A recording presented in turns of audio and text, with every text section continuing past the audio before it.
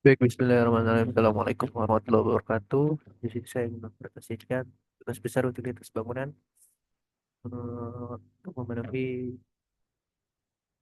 tugas mata kuliah utilitas bangunan Pak CRB, Pak Rizky Bali, dosennya.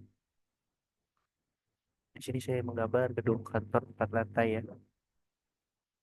Luas lantai itu 380 meter persegi dan set plan. Pertama itu ada gambar set plan, jadi denahnya gedung saya itu yang sebelah sini. Yang ini hanya untuk gambar acuan aja, jadi biar nggak kosong-kosong banget saya gambar gedung lagi. Ini juga ada gambar. Nah, di sini gedung yang saya buat memanjang ke atas ya, vertikal. Nah, ini denahnya, denah lantai satu. Jadi ada dua lift. Ini core-nya non struktural ya. Ini denahnya bisa dilihat nanti. Dan ini denah tipikalnya sama, beda jauh. Kemudian ada potongan, potong lift ya, bisa dilihat nanti gambarnya. Dan ada potongan juga, potongan melintang. Ini nanti bisa dilihat juga gambarnya, udah lengkap semua. Dan ada tampak nanti core-nya itu nanti ditutup dengan fasad ya. Rencananya ditutup fasad. Kemudian yang selanjutnya ini ada tampak juga. Oke, ini ada tampak atap dan atap. Yang ini yang kotak ini core ya, struktur core.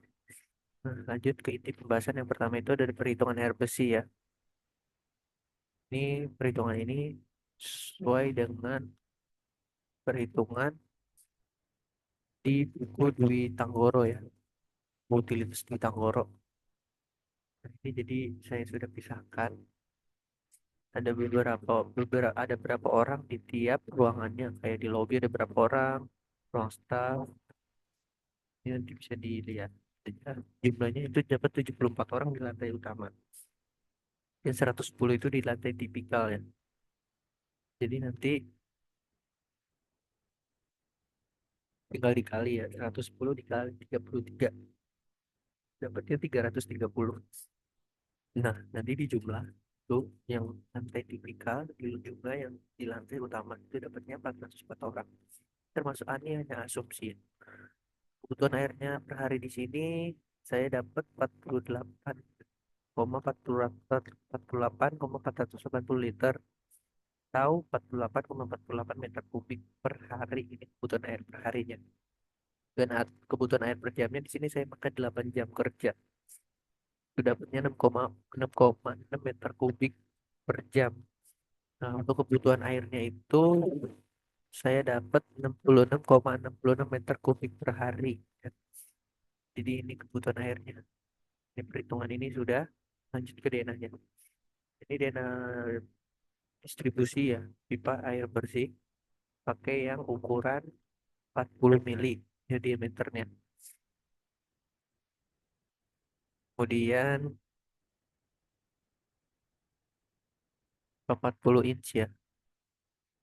Kemudian maaf, pipa 40 inch maksudnya. Kemudian ini udah digambarkan semua. Ini diagram sistem air bersihnya ya. Jadi di sini pakai gate valve. Jadi airnya itu ditampung dulu dari PDAM, ditampung dulu ke rumah pompa ya. Jadi ada pakai pompa air juga ditampung dulu. Jadi nanti pompa itu dibagi dua ya. Ada yang untuk pemadam, ada yang untuk penggunaan sehari-hari.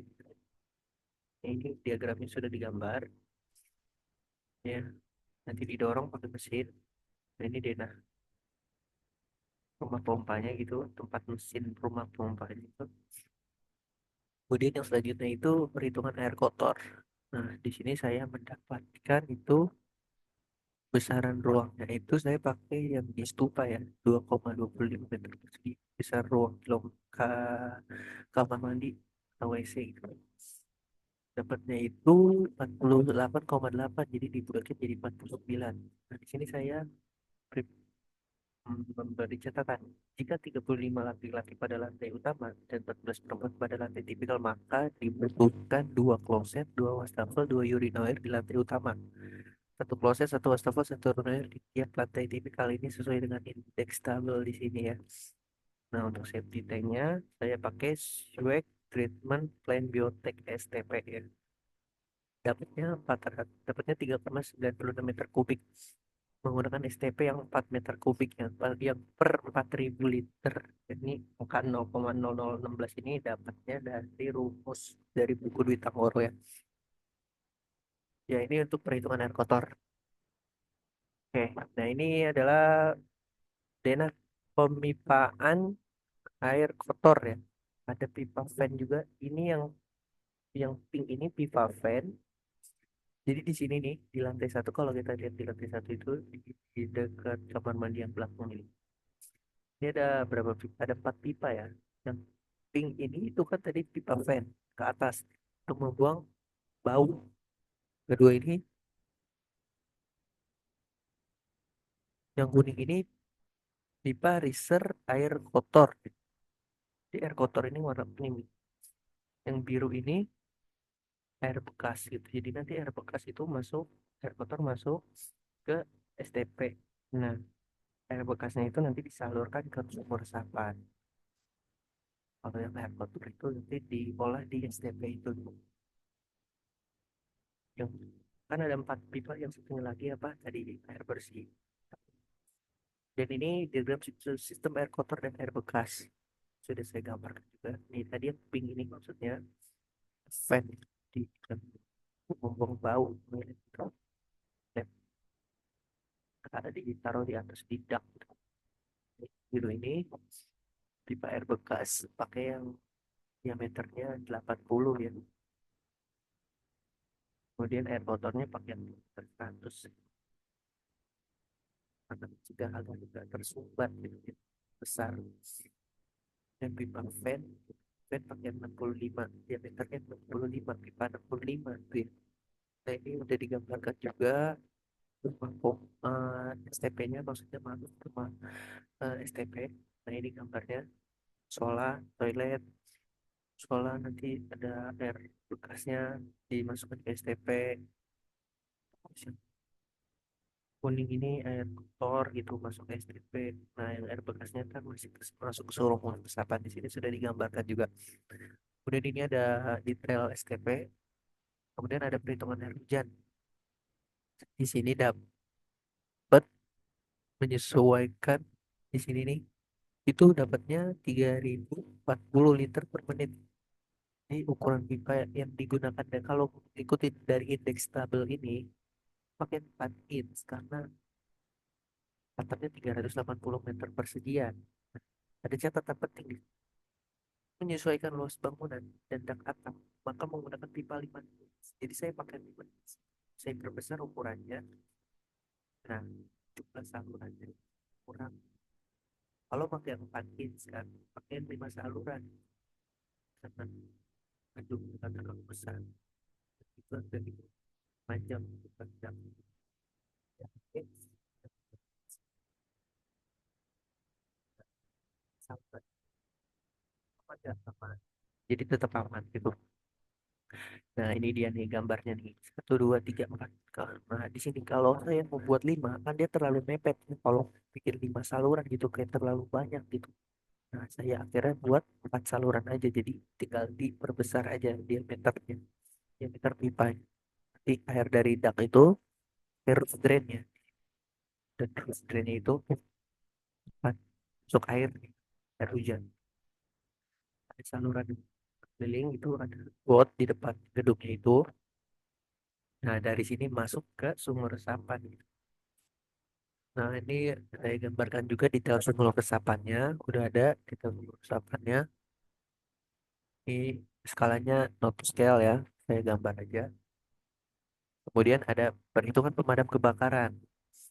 Nah, di sini mungkin saya nggak bisa bacakan satu karena waktu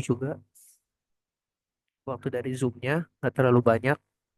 Ini yang pertama itu dapatnya 1 buah ya, daya pancar sumber air hidran itu dapatnya 45,600 liter per menit.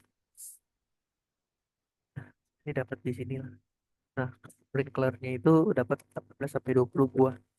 Kemudian ada diagram sistem pemadam kebakaran. Nah, di sini ada diagram sistem pemadam kebakaran. Nah, ini tadi ini pakai sprinkler yang 3/4. Nah, pipanya itu pakai yang 50, pipa 50. Lumayan, lumayan besar.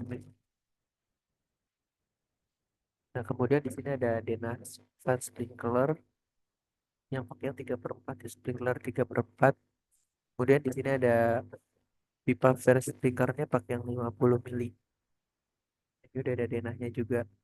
Jadi air sprinklernya itu dapat dari rumah pompa ya. Dan di sini ada hidran box juga, ada hidran box kayak apar dry bowler, ada apar CO2 yang 5 kilogram. Saya pakai yang 5 kilogram hidran box. Dan di sini ada pipa per hidran. Ya, di sini ada pipanya. Oke, di sini ada pipa hidran, ya, hidran box. Nah, di sini udah ada gambar gambar hidran pemadam kebakarannya juga ya. Kemudian yang selanjutnya di sini ada instalasi kabel ya, kabel untuk fire alarm. Saya sudah gambarkan juga, ini bisa dilihat. Kemudian ada diagram sistem fire alarm gitu. Kemudian yang selanjutnya itu ada perhitungan penghawaan. Ini perlu dicatat ya, ini perhitungan ini sesuai dengan buku utilitas di Tanggoro. Jadi perhitungannya mungkin sudah cukup akurat. Buku tersebut juga banyak dipakai untuk menghitung utilitas. Nah, di sini nggak bisa saya bacakan satu-satu. Saya sudah hitung semua, udah beberapa kali cross check. Nah, setelah dapat perhitungan ini, akhirnya saya gambar juga. Jadi saya gambar untuk AC-nya. Udah ada kabel-kabelnya juga, tarikan kabelnya dibuang kemana. Ini udah ada gambar di semua. Kemudian penangkal petirnya ini bersumber dari Direktorat Penyelidikan Masalah Bangunan Peraturan Umum Instalasi Penangkal Petir Bangunan di Indonesia halaman 17 sampai 19. Nanti indeksnya itu bisa dibaca. Yang pertama itu saya jelaskan juga lah, indeks yang A-nya itu kan jenis bangunan, tapi yang A itu ditaruh di sini. Kemudian yang B itu kan konstruksi bangunan ditaruh sini. C tinggi bangunan tinggal dijumlah gitu terus, A B C sampai D, karena di sini ada berapa nih, satu dua tiga, ada lima ya.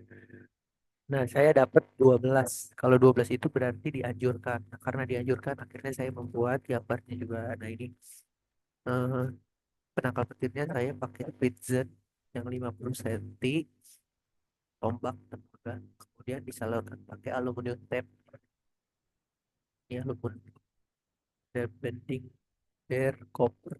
Jadi di sini tuh untuk salurannya juga, saluran bawah, nanti di